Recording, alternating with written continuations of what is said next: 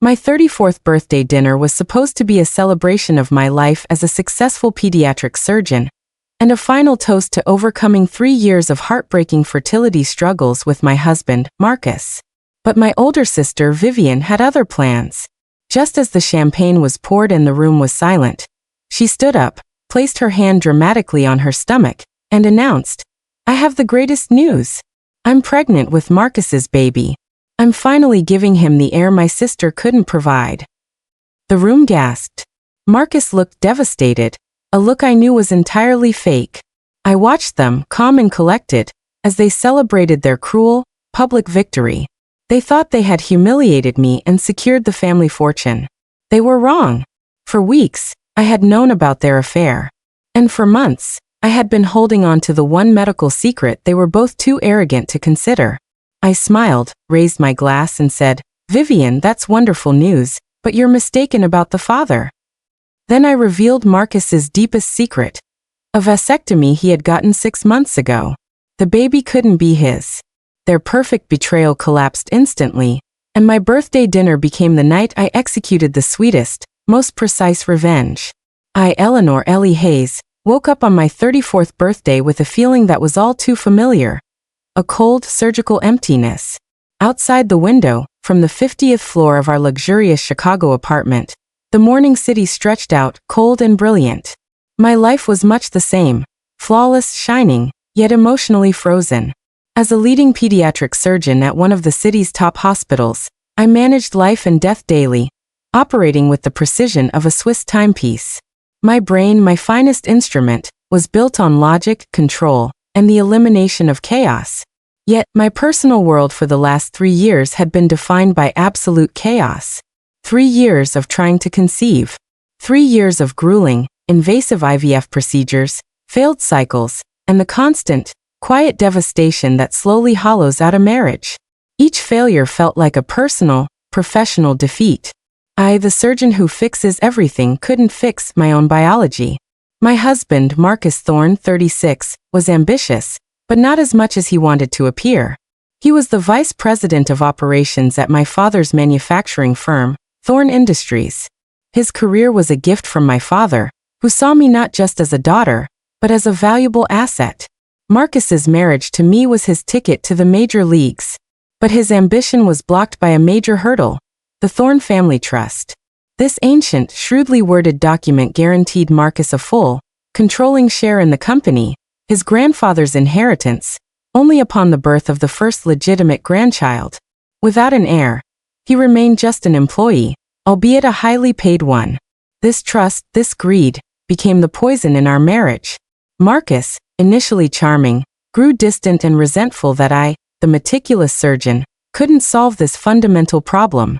My younger sister, Vivian Hayes, 32, was my complete opposite. She was a social media specialist and an elite gossip enthusiast, living on a generous allowance from our parents and obsessed with external status. Since childhood, she had envied my career, my determination, and most importantly, my security.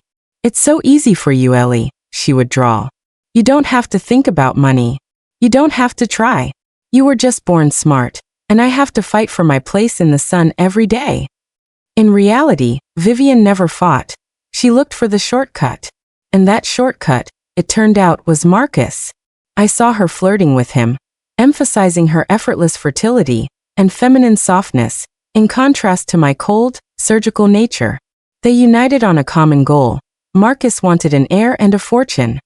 Vivian wanted status and permanent financial security. My conception issue was their perfect weapon against me. They created a narrative. Ellie is too strong, too logical to be a mother. She is not woman enough for Marcus. Vivian, in their sick logic, was the savior. 6 weeks ago, I found them out. I was in my office, preparing for a complex surgery, when my secretary brought in the mail. Among the official papers was a bill for a luxurious resort in Miami, paid for by Marcus's personal card. Written on the receipt was a note. Payment for Vivian's retreat. Do not show Ellie. It wasn't a clumsy gift. It was a financial leak my husband and sister failed to plug. I didn't cry. I didn't throw things. I felt the cold, pure fury of a surgeon operating on an open heart. This was not an emotional betrayal. It was a logistical error. Within 24 hours, I launched my counteroperation. First, I hired the most expensive private investigator and the best divorce attorney in Chicago, specializing in trust fund fraud. Second, the detective quickly confirmed not only their affair, but that Marcus was actively looking for loopholes in the Thorn Trust, and that Vivian had indeed confirmed her pregnancy 2 weeks prior. Third, I continued to play the role of the devoted wife, still clinging to hope for a miracle. But the decisive piece of information came by accident. 2 weeks ago, at a monthly meeting with surgical colleagues, my friend Dr. Alan Miller, a urologist, mentioned Marcus. "Odd guy, your husband," Alan mumbled over coffee. "He came to our suburban clinic, demanded absolute secrecy, said he wanted to exclude himself as a factor before another IVF cycle." My heart stopped. I knew Marcus had gotten some procedure 6 months ago, but he insisted it was just a simple checkup. "Alan," I asked, with the perfect calm I was known for in the operating room, "what procedure exactly are you referring to?" Alan shrugged. "A vasectomy, Ellie. Classic. Wanted to take the pressure off." I saw the report. He asked us not to inform anyone but himself. I went to my office, closed the door, and requested access to Marcus's clinical history through my hospital network. Not as a wife, but as a senior surgeon entitled to consultative access. The document was there. Bilateral vasectomy. Successful. Permanent. 6 months. Marcus had not only cheated on me, but had deliberately eliminated the possibility of my motherhood, lied to me about IVF, and was actively trying to conceive a child with my sister to secure his inheritance. He lied to me to avoid having children. He lied to Vivian to make her think she was having his child. But he failed to account for the fact that in medicine, as in justice, facts do not lie. I held the medical proof that Vivian's baby could not be Marcus's son. This was not just a weapon.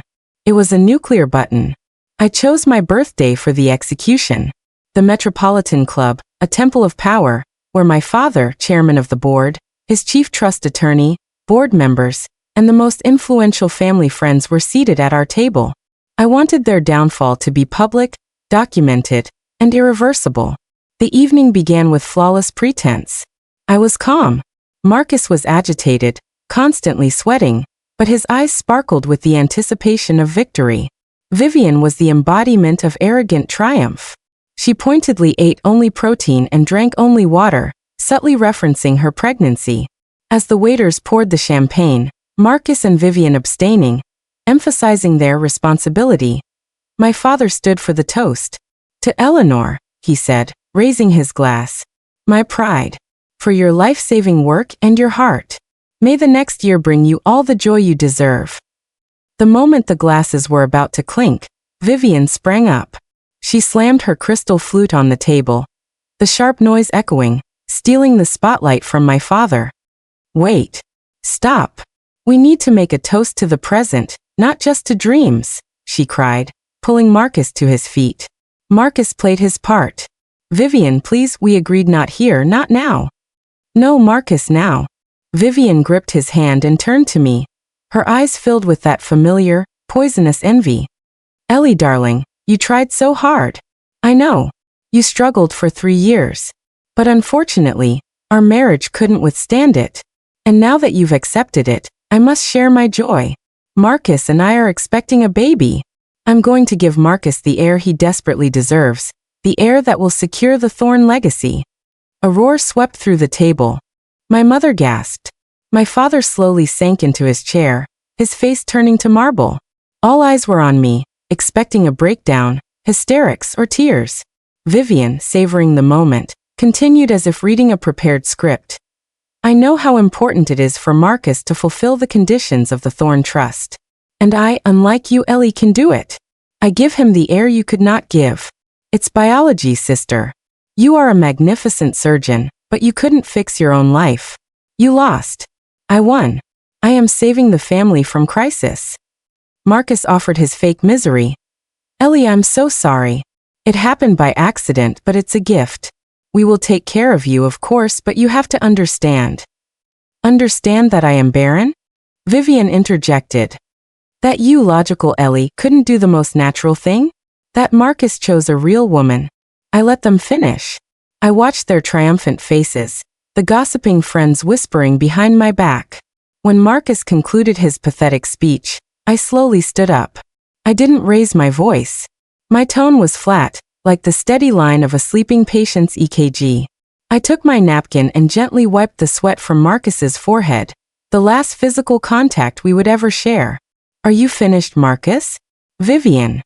I asked, because now the surgeon speaks. Vivian gave a nervous, high-pitched giggle. What are you going to do, Ellie? Offer an abortion? Your instruments are useless here. I smiled, and it was the most terrifying thing they had ever seen. It was cold as scalpel steel. You're right, Vivian. I can't stop the divorce. I filed the papers this morning, based on adultery and trust fund fraud. I stated. But you are mistaken about one thing. About the baby.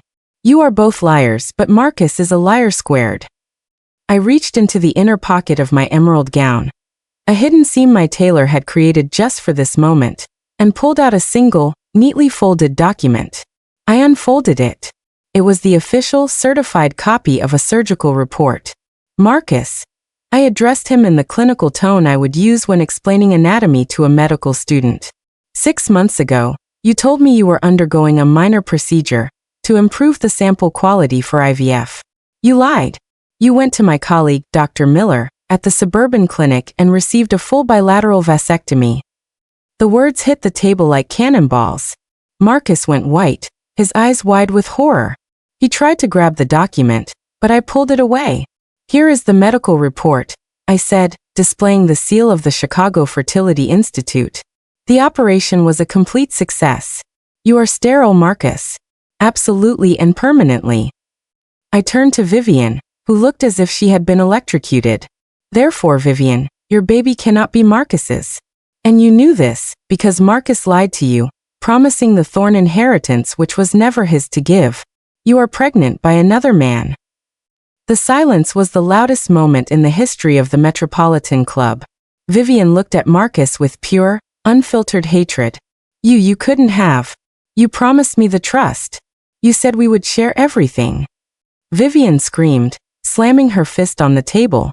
Who did you make me look like? Who is the father? Marcus, cornered and frantic, could only whisper. Ellie, you can't. That's a breach of medical confidentiality. I am his wife, I have access to his medical records, and I am a surgeon entitled to consultative documents related to my own fertility struggles. This is not a breach of confidence, Marcus. This is proof of fraud. I countered. Your action, the deliberate destruction of the possibility of having a child with me, combined with your affair and conspiracy to misuse the trust, constitutes a fraudulent marriage, which legally voids any claim you have on the Thorne Trust. I have already filed the divorce papers under abandonment and fraudulent misrepresentation, which, as my father's primary legal counsel will confirm, immediately nullifies your prenuptial agreement. I looked at my father, who was watching the scene with terrifying, patriarchal fury. Father, I said, my voice steady. I apologize for the theatrics, but I needed you and the entire board to witness Marcus's true character. The fact that he was willing to lie to both of us, sabotage my life, and fraudulently attempt to secure the family inheritance through a conspiracy with Vivian. He is not a man of honor, and he is certainly not fit to run Thorne Industries. My father simply nodded, his eyes never leaving Marcus. He picked up his phone, dialed a number, and spoke 3 chilling words that echoed through the room. Terminate Marcus Thorne. Effective immediately. Full security escort. The sudden, decisive sound of 2 large, uniformed men entering the dining room, security I had arranged before the dinner, was the final punctuation mark. Marcus and Vivian were separated instantly. Marcus was humiliated, stripped of his title, his job, and his fortune in one devastating minute. Vivian, sobbing hysterically and exposed as a liar carrying another man's child, was completely ruined. As the guards escorted them past me, Vivian screamed, "You are a monster, Ellie. You had to ruin everything because you're barren." I looked at my sister, whose life had just been reduced to ashes by her own greed. I raised my glass, my original untouched glass of champagne, and offered my final, triumphant toast to the room. To my 34th birthday, I announced clearly, and to the simple, beautiful truth. I may not have been able to carry Marcus's child, but Marcus can't carry any child. And now he can't carry a job, a title, or a marriage. Happy birthday to me. My father came over and hugged me tightly. You handled that like a true thorn, Ellie. With precision and finality. The betrayal was agonizing, but the revenge was perfect. I had used my surgical mind, my focus on irrefutable facts and timing, to dissect and eliminate the cancer in my life. I walked out of the Metropolitan Club that night not as the heartbroken, barren wife, but as a free woman, the sole heir, and the woman who had executed the greatest social and corporate takedown the city had seen in years. After that night, the divorce was completed swiftly and painlessly. Marcus lost everything. Vivian lost her allowance and her social standing. My father ensured their complete exile from our social circles to protect Thorn Industries' reputation from the fraud scandal. I focused on my work in philanthropy, using my new freedom to expand the hospital's research division. My friends and family, who had witnessed my triumph, now treated me with absolute respect. I never regretted it. I lost a husband and a sister, but I saved myself. I proved that logic and truth are always stronger than lies and greed. And the pain I felt over the infertility was forged into a steel core. I was Eleanor Hayes, and I was finally the master of my own life.